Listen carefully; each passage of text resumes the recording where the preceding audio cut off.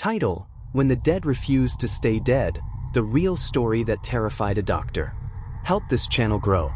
Like the video, leave a comment. Also, please subscribe to our channel and turn on all notifications so you don't miss any of our daily horror story, okay? Let's begin into the stories. The doctor who buried a man alive, then met him again. In the humid summer of 1876, the ocean air around Tahiti carried the salt of the sea and the scent of decay. Inside the small colonial hospital, Dr. Louis Allard began his rounds. His white coat clung to his skin. The morning heat was oppressive. He was about to step into his office when two policemen pushed through the front doors carrying a young man on a stretcher. The sailor's face was gray, his lips faintly blue. The doctor knelt, checked his wrist, then his neck. No pulse. No breath. Allard, one officer said quietly. His mates said he was drinking all night. Allard straightened up. Alcohol poisoning. Take him to the morgue. He'd seen too many of these, sailors lost to the bottle and the heat. Hours later, the gravediggers arrived, coarse men from the port, smelling of sweat and rum. Allard signed the papers and waved them toward the morgue. The sailor would be buried before sunset, as was custom for foreign dead. By evening, Dr. Allard returned to his desk. His pen scratched across the death register. Name unknown. Cause: excess of spirits. But as he wrote, the door burst open. The four gravediggers stood trembling, pale as chalk. One finally spoke. The coffin. It moved. Allard frowned. Moved? Shook, sir. And we heard moaning.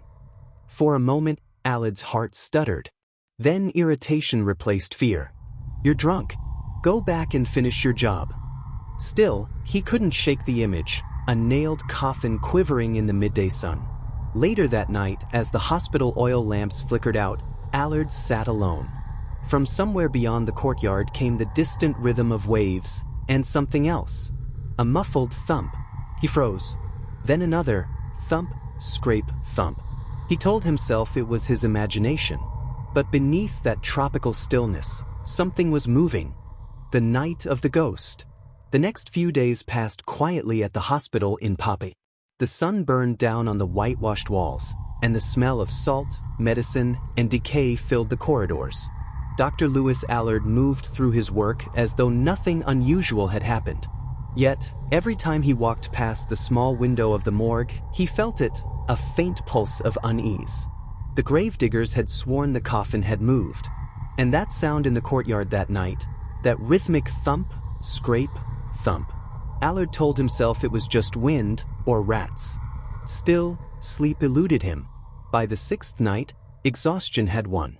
He left the hospital late, his lantern flickering as he walked home along the narrow dirt road leading past the old cemetery. The ocean murmured nearby, a dark, endless breath beneath the stars. He hesitated as he neared the graveyard gates. The moonlight spilled over the headstones, and the air felt colder here, like the island itself was holding its breath.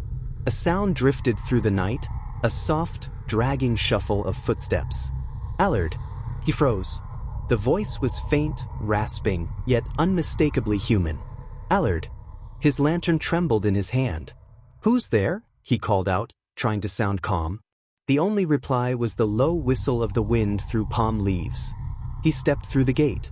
The graves lay in uneven rows, the crosses and markers jutting from the soil like crooked teeth. Then he saw it, a freshly turned mound, still moist and dark. The grave of the sailor. A strange fear tightened in his chest. He told himself he was being absurd. The man was dead. He had been dead. But then, a sound from beneath the earth. A muffled cry. And the soil moved. Allard staggered back, dropping his lantern. The glass shattered, plunging him into darkness. From under the grave came a desperate pounding. Thud, thud, thud. Then silence. He wanted to run, to scream, to deny what his senses told him.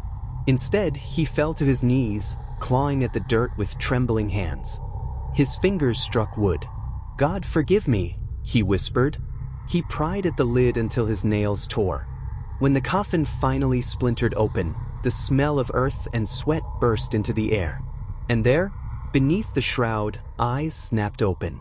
The sailor's skin was ghostly white, his lips cracked, but his chest still moved, shallow and ragged. "Help me," he gasped. Dr. Allard stumbled backward in horror. The man he had pronounced dead was alive. He tore off his coat, pressed his trembling hands to the sailor's chest, shouting for help. But there was no one. The cemetery was silent except for the weak rasp of the half-buried man. By the time Allard dragged him out of the coffin and laid him on the grass, the sailor was barely breathing. His eyes rolled back, his fingers twitched, grasping at the air. Then, stillness. Allard checked his pulse. Nothing. The sailor was dead, again. But this time, it was real. The doctor sank beside the grave, his mind unraveling. Had the sailor been alive when he buried him? Had he just killed him twice, once by mistake and once by mercy? That night, when he returned home, he could still feel the weight of the man's cold hand brushing his own. He drank until dawn, trying to forget. Yet as morning light seeped through the shutters, Dr. Allard felt it again, that faint sense of movement just beyond sight, a presence watching him. The air in his room grew heavy, thick, almost humming. And then, through the silence, came a whisper. "Allard." The face that wouldn't leave. The morning after the graveyard horror, the island sky was white with heat. Inside his small home near the wharf, Dr. Lewis Allard sat motionless at his desk, the shutters drawn tight. His hands still trembled. Under his nails the soil remained dark, packed deep from the night before. He had spent hours washing them, but the smell of earth clung to him, the smell of guilt. He told no one what had happened. In the official hospital record, the entry remained unchanged. Unnamed sailor, deceased, July 3, 1876. But the whispers began anyway. The gravediggers told their wives, the wives told the town. By noon, fishermen spoke of the doctor who buried a man alive. Children stared at him in the streets, and their mothers pulled them close. That evening, Allard returned to the hospital hoping work would quiet his mind. Yet every sound, the scrape of a chair, the tick of a clock, seemed to echo from a coffin. He tried to focus on patients, but when he placed his stethoscope on a young boy's chest, he froze. The heartbeat was faint, almost gone. For a split second, he saw the sailor's face on the boy's. He jerked back, knocking over the instrument tray. The nurse rushed in, startled, but Allard waved her away. "I need air," he muttered and walked out into the blazing light. That night, he drank rum until the bottle was empty. The island cicadas screamed outside his window. Then, through their chorus, a new sound crept in. Tap, tap, tap. 3 knocks. Slow. Hollow. He turned toward the door, heart racing. "Who's there?" No reply. Only another knock, now from the window behind him. He spun around, and the world seemed to drain of color. Through the thin glass, half lit by moonlight, a face pressed against the pane. The sailor. Eyes open, skin the color of ash, lips twisted into something like a smile. Allard stumbled backward. The window rattled once, twice, then went still. When he gathered the courage to look again, the face was gone. The next morning, the townspeople found him wandering barefoot along the shore, whispering apologies to no one. He refused food, refused sleep. "I can't bury him again," he kept saying. "He won't stay buried." Days blurred into weeks. The hospital board demanded answers, but he ignored their letters. At night he saw the sailor everywhere. In the mirror, in the shadows between the palms, even in the reflection of the sea. Each time he blinked, the man's eyes were closer. Soon Allard stopped leaving his house altogether. He covered every window with cloth and sat in the dark. The only light came from the flame of a small oil lamp, which flickered each time he whispered to himself, "He's alive. He was alive. He knows my name." Neighbors heard him talking when no one was there. Once, a servant delivering food caught sight of him through the half-open door, kneeling on the floor, holding his own wrist as though taking his pulse, muttering, "Still alive. Still alive. Not yet." Then came the final night. A violent storm swept in from the Pacific, rattling shutters and tearing palm leaves from their trunks.